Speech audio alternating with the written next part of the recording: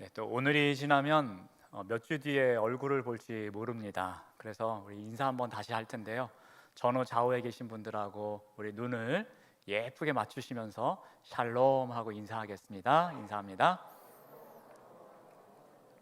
네, 내 앞에 뒤에 옆에 누가 앉았었는지 꼭 기억하시고 2주 혹은 뭐 한 달 뒤에 만날 때에 그분이 나오셨는지 안 나오셨는지 꼭 확인하시기 바랍니다. 지난주에 7월 한 달 동안 함께 고민하기로 한 질문을 제가 드렸습니다.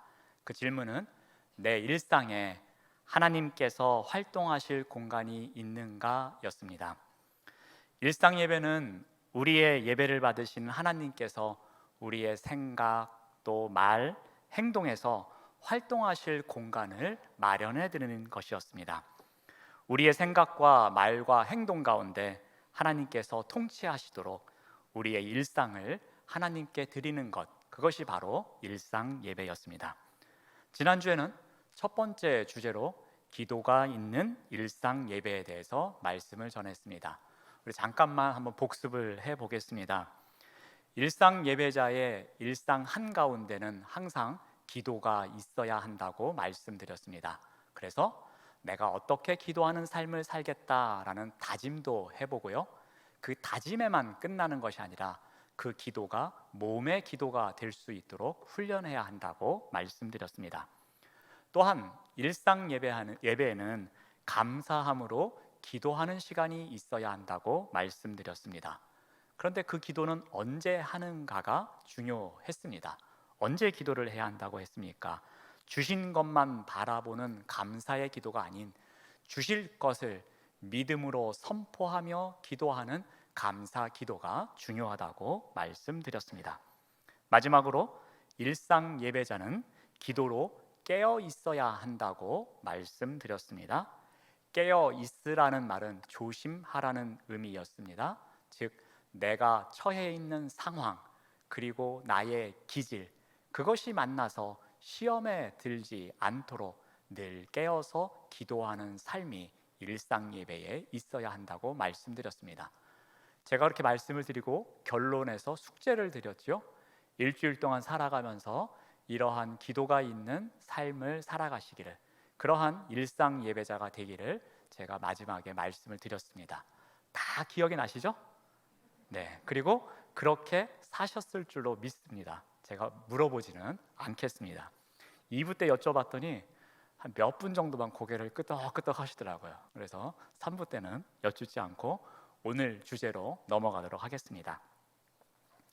오늘은 두 번째 주제로 일상 예배자에게 말이 얼마나 중요한지 살펴보도록 하겠습니다. 오늘 본문은 우리가 일상에서 예배자로 살아갈 때에 어떻게 말을 해야 하는지를 알려줍니다. 자, 먼저 일상 예배자는 항상 말을 은혜롭게 해야 합니다. 우리 골로새서 4장 6절 말씀을 봅니다. 너희는 말을 항상 은혜 가운데서 하라라고 가르쳐 줍니다. 말을 은혜롭게 한다라는 것은 무엇을 의미할까요? 이 은혜로 번역된 단어는 다양한 의미로 사용되어집니다. 때로는 호의, 아름다움, 기쁨, 친절, 감사 등 다양한 의미로 번역되는 단어입니다. 우리도 누군가에게 은혜를 베푼다 또는 은혜를 입었다라는 말은 친절을 주고받은 상황, 또 기쁨을 주고받은 상황, 또는 호의를 베푼 상황, 그럴 때에 은혜를 입었다, 은혜를 베풀었다라는 말을 하기도 합니다.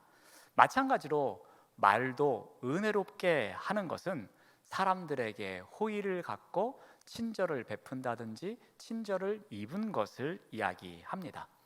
냉정하게 대하거나 냉대적으로 하는 마음이 아닌 친절한 마음을 갖고 말을 하는 것, 이것을 어찌 보면 은혜로운 말을 한다라고 볼 수 있겠습니다.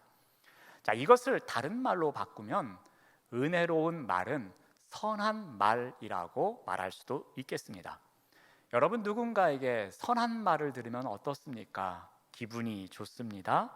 또 힘이 나기도 합니다. 그리고 마음이 편안하기도 합니다. 때로는 신이 나기도 하고요, 때로는 소망이 생기기도 하고요. 때로는 잃었던 용기가 다시 나오기도 합니다. 선한 말은 다른 사람을 치료하는 효과가 있기도 하고요. 누군가의 생명을 살리는 능력도 있습니다. 그리고 그 말을 듣는 사람으로 하여금 행복감을 느끼게도 해줍니다. 자, 이와 같은 선한 말 가운데에 가장 대표적인 것이 있습니다. 그것은 바로 축복하는 말입니다. 여러분, 이 축복이라는 단어를 한자로 살펴보면 빌축자에 복복자를 사용합니다. 그대로 해석을 하면 복을 빌다라는 의미입니다. 여기에 기독교적인 관점을 통해서 다시 한번 해석을 해보면 복을 주시는 분은 하나님이신데 그 하나님께서 복을 주시도록 누군가를 위해서 비는 행위, 이것이 바로 축복입니다. 복을 갖고 계시는 그 하나님께서 복을 내려 주시도록 복을 비는 것, 그것이 바로 축복입니다. 축복은 이 글자 그대로 보면은 사람이 하나님께 비는 행위입니다. 사람이 누군가의 복을 비는 것, 그것이 바로 축복입니다. 한번 성경에 나오는 예를 한번 찾아보겠습니다. 우리 민수기 6장 23절에서 26절 말씀을 봅니다. 너희는 이스라엘 자손을 위하여 이렇게 축복하라 라고 말씀하십니다. 여호와는 내게 복을 주시고 너를 지키시기를 원하며 여호와는 그의 얼굴을 내게 비추사 은혜 베푸시기를 원하며 원하노라 라고 말씀하십니다. 여기에 축복의 의미가 잘 담겨져 있습니다. 축복이 무엇입니까? 여호와께서 내게 복 주시기를 원하는 마음으로 여호와께 비는 것, 그것이 바로 축복이라고 합니다. 여호와의 이름으로 축복하면 어떠한 결과가 있다고 합니까? 우리 6장 27절 말씀을 봅니다. 그들은 이같이 내 이름으로 이스라엘 자손에게 축복할지니 내가 그들에게 복을 주리라. 하나님의 이름으로 축복한 것을 하나님께서 이루어 주신다고 합니다. 여기에서 축복과 같은 선한 말의 필요성이 나오고 있습니다. 우리가 누군가를 위해서 축복의 말을 합니다. 선한 말을 합니다. 그러면 그 말이 입술의 열매가 되어서 하나님께서 복을 주신다라는 것입니다. 그것이 바로 축복과 그 축복에 의한 복입니다. 그만큼 선한 말 중에서 축복하는 말, 은혜로운 말, 이것은 그만큼 힘이 있다라는 것입니다. 5년 전 여름이었습니다. 제주도에 아울리치를 간 적이 있었습니다. 그때의 이야기입니다. 제주도에 있는 교회 역사를 탐방하는 날이었는데 1907년에 현지인에 의해서 처음으로 세워진 교회를 방문했던 적이 있었습니다. 근데 그곳 목사님께서 우리 팀을 맞이해 주시면서 인사를 하시는데 우리는 엄청 당황했습니다. 왜 당혹스러웠냐면은 38도가 넘는 한여름이었습니다. 근데 그 무더운 날에 손을 흔드시면서 우리에게 인사하시기를 메리 크리스마스라고 인사를 하십니다. 순간 저는 당황하면서 우리 잘못 왔구나. 여기로 오는 게 아니었는데 왜 우리 교단 목사님도 이러실까? 저분은 정상일까? 그런 여러 감정이 제 마음속을 그냥 그 짧은 시간에 스쳐 지나가는 것이었습니다. 근데 목사님께서 이제 교회의 역사를 설명하시기 전에 왜 본인이 이렇게 인사를 하시는지 그 이야기를 이렇게 해주십니다. 그 목사님은 1년 내내 메리 크리스마스라고 인사를 하신다고 합니다.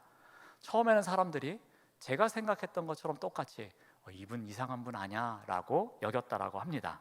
그런데 시간이 지나고 나니까 동네 사람들도 너무 좋아한다고 합니다. 그러면서 말씀하시기를 여러분 메리 크리스마스가 무슨 의미인지 아시지요? 이 크리스마스의 크라이스트는 예수 그리스도를 가리킵니다. 또 이 마스는 절기 또는 날이라는 의미입니다.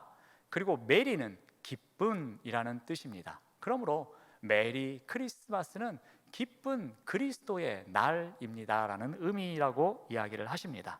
그러면서 이 날이 얼마나 기쁘고 복된 날입니까?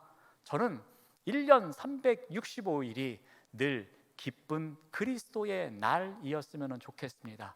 이러한 날이 우리에게는 가장 복된 날이고 기쁜 날입니다 라고 말씀을 하십니다.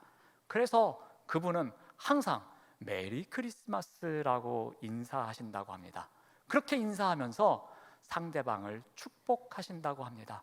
상대방이 기쁜 그리스도의 날에 하나님께서 늘 복을 내려주셔서 복된 삶을 살아가기를 바랍니다 라는 마음으로 메리 크리스마스라고 인사를 하신다고 저희들에게 설명을 합니다. 이렇게 설명을 하시면서 여러분 축복합니다 그러더니 메리 크리스마스 하고서 또 악을 쓰시는 거였습니다. 이렇게 목사님의 인사가 항상 축복의 의미가 담겨져 있다는 설명을 듣고 난 다음에 저의 마음이 어떠했겠습니까? 한편에는 참 미안하면서도 한편으로는 기쁜 마음으로 가득했었습니다. 여러분, 은혜로운 말, 선한 말, 특히 축복하는 말에는 능력이 있습니다. 은혜로운 말을 듣는 이에게는 기쁨이 있습니다.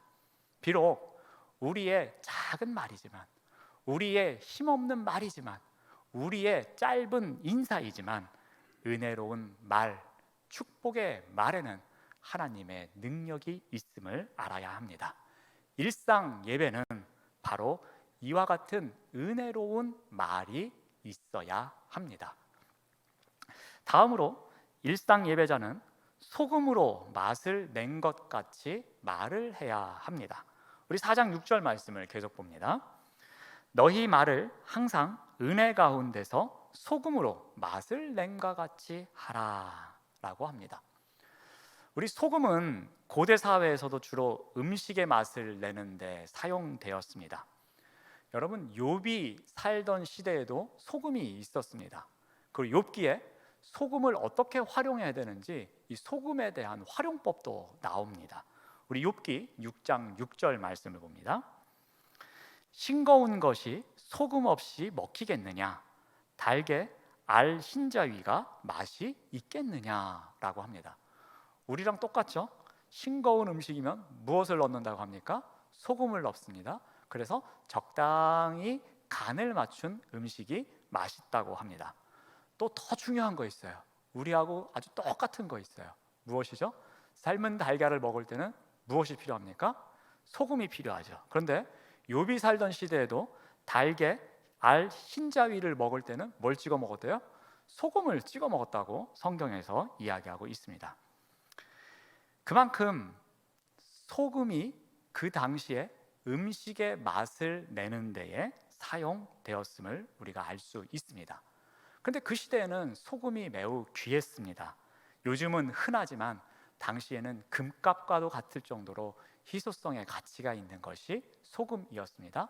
그리고 소금으로 맛을 낸 그 음식을 사람들이 맛보기 시작하면서 소금의 가치는 더 올라갔을 것입니다. 그러므로 소금으로 맛을 낸 음식은 상대방에게 또는 자신에게 매우 소중한 가치 있는 음식이었음을 이야기합니다. 그래서 고대 문헌에서 이 소금은 대화의 맛을 더한다라는 은유적인 표현으로 사용되기도 했었습니다. 그래서 소금과 같이 맛을 낸 말, 이것은 누군가와 대화하는 가운데에 흥미롭게 하고 매력적인 말이고 더 듣고 싶은 갈증을 불러오는 말이기도 하고, 그러면서도 소금의 특성인 순수하고 건전하고 매력적인 말을 은유적으로 표현할 때 사용했던 것입니다. 바울은 이와 같은 소금의 특징을 알고 있었습니다. 그래서 이 소금의 특성을 활용하여 골로새 교회에 보내는 편지에서 여러분은 소금이 맛을 낸 것과 같은 그러한 가치 있는 말을 하셔야 합니다 라고 가르쳐주고 있는 겁니다. 소금으로 맛을 낸 음식은 또 먹고 싶은 것처럼 상황에 맞고 적절하게 말을 해서 사람들로 하여금 또 만나고 싶은 마음을 갖도록 해야 한다라는 것입니다. 특별히 믿지 않는 자들에게 하나님의 은혜와 사랑에 대해서 이야기할 때에 마치 소금으로 맛을 낸 음식을 먹는 것처럼 그 말을 아주 잘 해서 가치 있는 말을 해야지만 또 듣고 싶어 한다라는 것입니다. 자, 그렇다면 어떻게 해야 소금으로 맛을 내듯이 말을 할 수 있을까요? 어떻게 해야 소금의 맛을 내는 것과 같이 가치 있는 말을 하면서 살아갈 수 있을까요? 여기에 필요한 한 가지 훈련법을 알려드리겠습니다. 바로 코람데오 대화법입니다. 여러분이 알다시피 코람데오라는 말은 하나님 앞에서라는 뜻을 갖고 있는 말입니다. 그러므로 코람데오 대화란 무엇이겠습니까? 우리가 사람과 말을 주고받지만 대화하는 그 순간에 사람끼리만 말하는 것이 아니다라는 것입니다. 그 대화의 현장에 하나님이 임재하고 계시며 그 믿음으로 대화하는 것을 말합니다. 내가 하는 말은 상대방만 듣는 것이 아니라 그 자리에 임재하고 계시는 하나님도 듣고 계신다라는 믿음의 눈을 갖고 말하는 것, 이것이 바로 코람데오 대화입니다. 우리가 일상에서 하는 말을 모두 녹음해서 다시 분석해 본다고 가정해 봅시다. 그래서 먼저 우리가 한 말 가운데 선한 말, 그리고 누군가를 세워주는 말, 생명을 살리는 말, 은혜로운 말, 이런 말을 한마디 할 때마다 10,000원씩 적립한다고 가정해 봅시다. 또 반면에 누군가에게 하는 말 가운데서 악한 말, 즉 거짓된 말, 누군가에게 상처를 주는 말, 누구에게 아픈 말, 또 속이는 말, 기타 등등 악한 말을 했을 때는 벌금 5,000원을 적립한다고 가정해 봅시다. 분명히 선한 말을 할 때에 받는 상금이 10,000원이고 악한 말을 했을 때에 내는 벌금이 5,000원입니다. 2배의 차이가 납니다.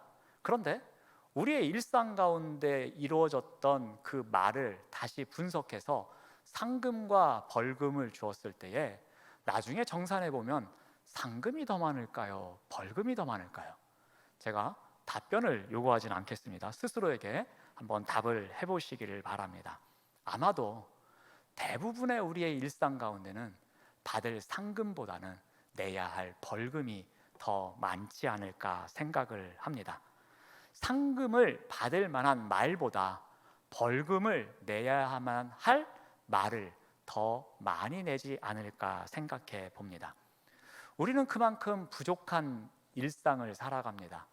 허물 많은 일상을 살아갑니다. 그런데 그러한 일상 가운데서 우리가 어떻게 소금처럼 맛을 내는 말을 할 수 있겠습니까? 우리의 지혜로, 우리의 능력만으로는 부족함을 우리가 알아야 합니다. 그래서 늘 하나님 앞에서, 즉 코람데오의 믿음으로 말하는 코람데오 대화를 훈련해야 합니다. 우리를 통해 나오는 말이 악한 말보다 선한 말이 더 많아지도록 내가 늘 하나님 앞에서 말을 하는 것이다 라는 믿음을 갖고 살아가야 한다라는 것입니다. 아무리 혼잣말일지라도 하나님 앞에서 하는 믿음으로 선한 말을 더 하도록 훈련하는 것이 필요합니다. 그러면 이러한 시간이 축적되면 우리의 입을 통해서 나오는 대부분의 말이 누군가에게는 선한 영향력을 주는 은혜로운 말이 될 것입니다. 저주의 말보다는 축복의 말이 더 많이 나올 것입니다. 그래서 누군가를 살리고 누군가를 또 생명을 전하는 그러한 선한 말이 더 많이 나와야 하는 것입니다. 우리의 일상에는, 우리의 일상 예배에는 소금으로 맛을 낸 것과 같은 가치 있는 말이 더 많아지도록 하는 훈련이 있어야 합니다. 자, 마지막으로 일상 예배자는 마땅히 대답할 것을 말해야 합니다. 우리 4장 6절 말씀을 다시 봅니다. 너희 말을 항상 은혜 가운데서 소금으로 맛을 냄과 같이 하라. 그리하면 각 사람에게 마땅히 대답할 것을 알리라. 사람들은 살아가면서 질문을 주고 받습니다.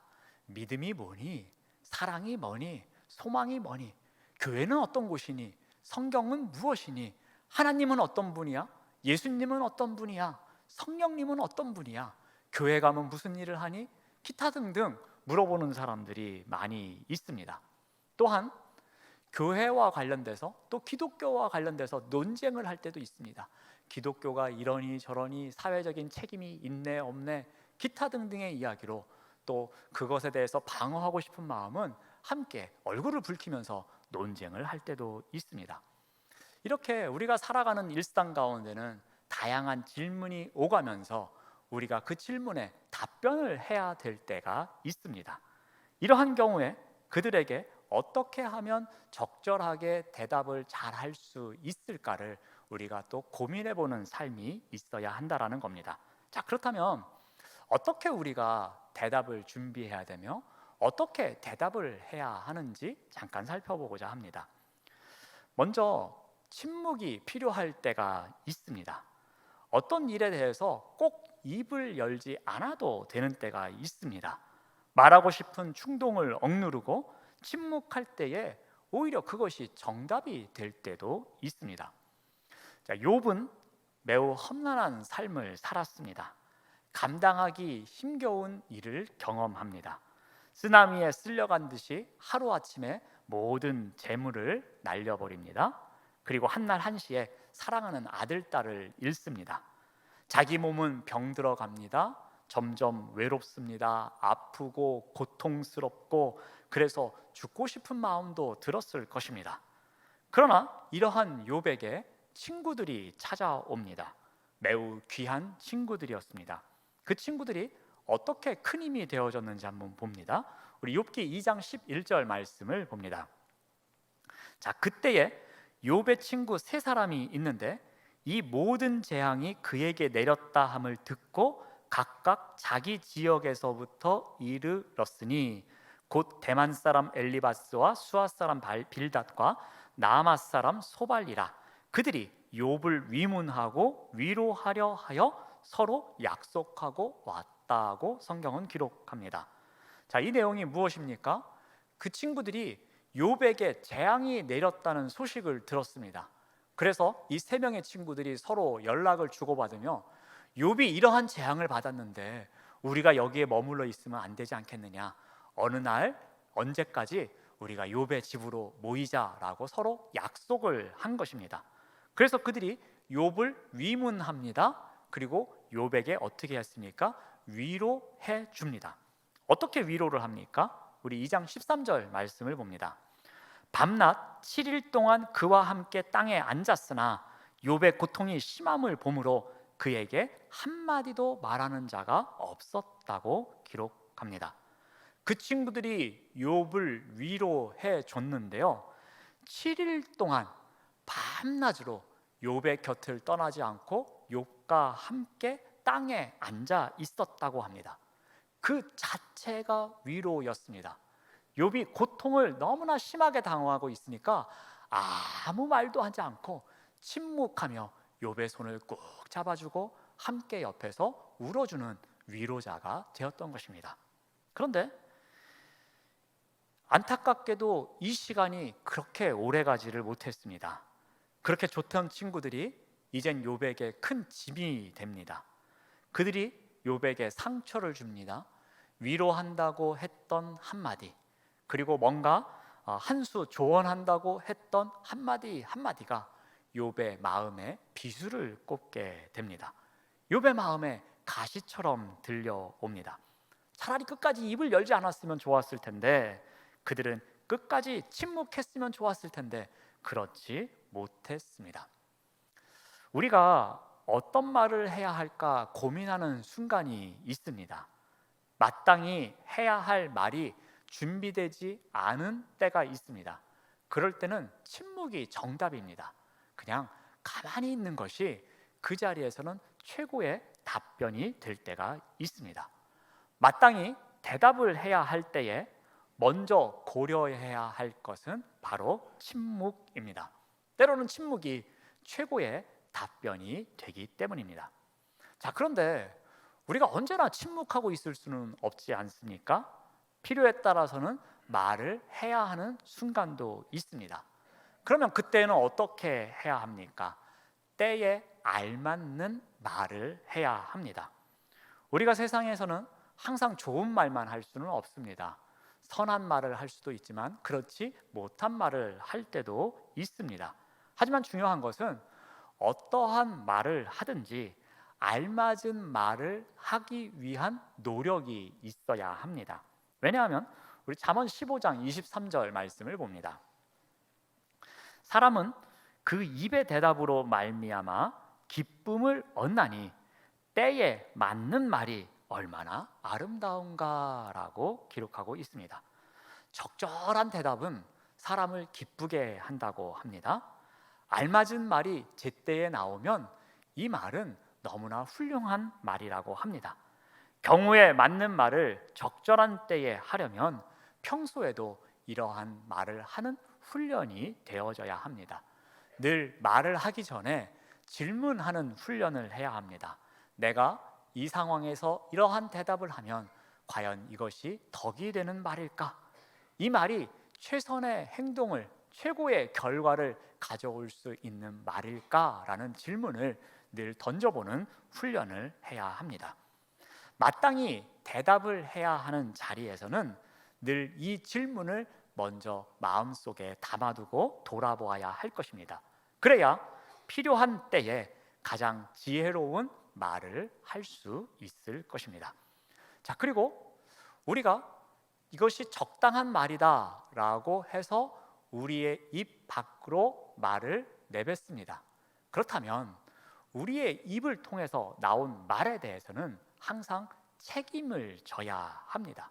그래서 책임 있는 말을 하도록 해야 합니다. 어느 목사님께서 쓰신 책에 나오는 이야기입니다. 그분께서 이제 교회에 부임을 하시고 신방을 가시는데 신방을 갈 때마다 그 집에서 다른 집 험담을 하더랍니다. A 집사님 댁 신방을 가면 B 집사 험담을 하고 B 집사님 댁 신방을 가면 C 집사 험담을 하는 그러한 일이 있었다고 합니다. 그래서 마음이 너무 불편해서 하나님 앞에 묘안을 구하면서 기도를 했다고 합니다.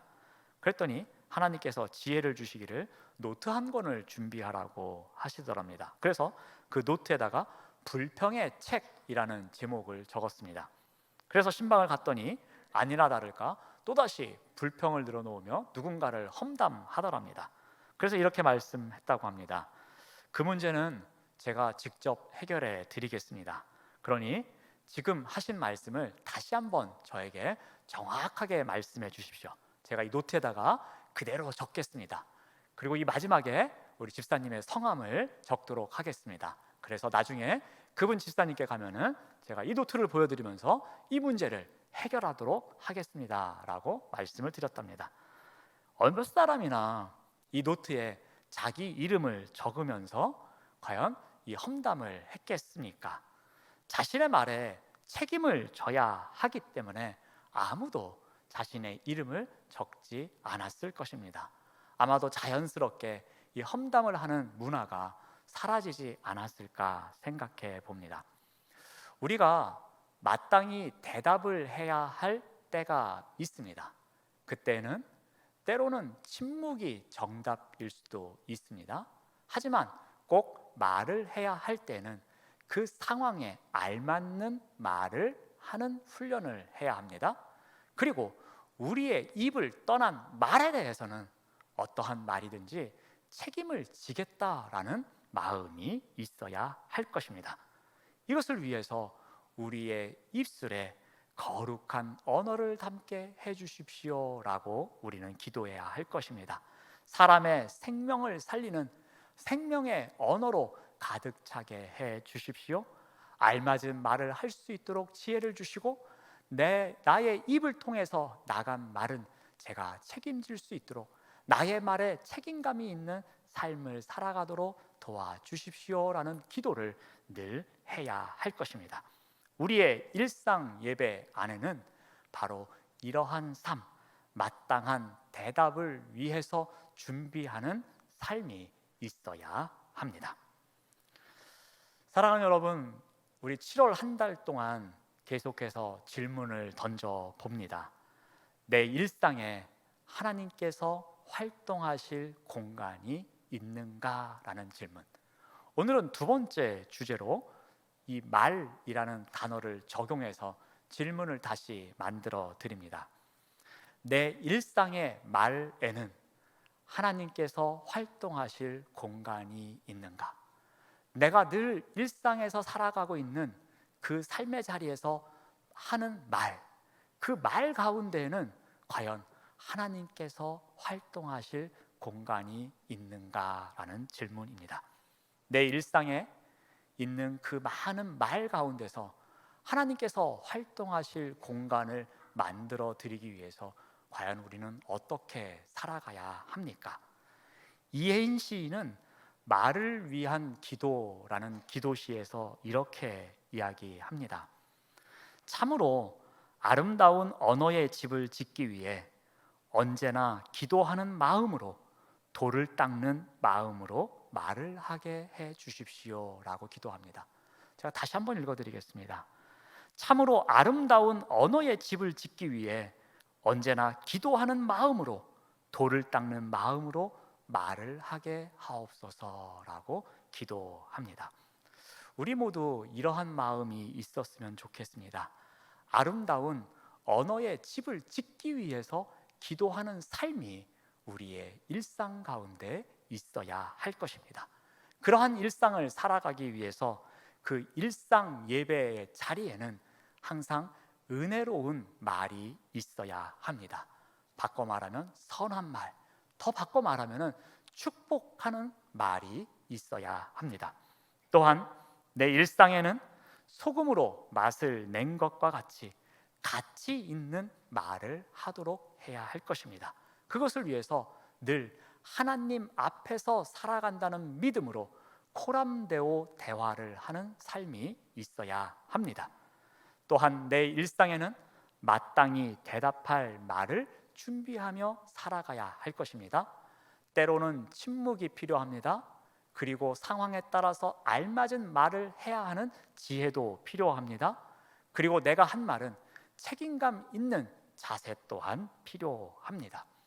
우리의 일상 가운데 은혜로운 말, 그리고 가치 있는 말, 그리고 마땅히 대답할 말, 이러한 말로 아름다운 언어의 집을 짓고 살아가시는 우리 모두가 되시기를 바랍니다. 기도하겠습니다. 하나님 감사합니다. 은혜로운 말로 사람을 살리고 가치 있는 말로 말에 맛을 더하며 마땅히 대답할 말로 지혜를 배워가는 우리의 일상이 되도록 인도하여 주시옵소서. 예수님의 이름으로 기도드립니다. 아멘.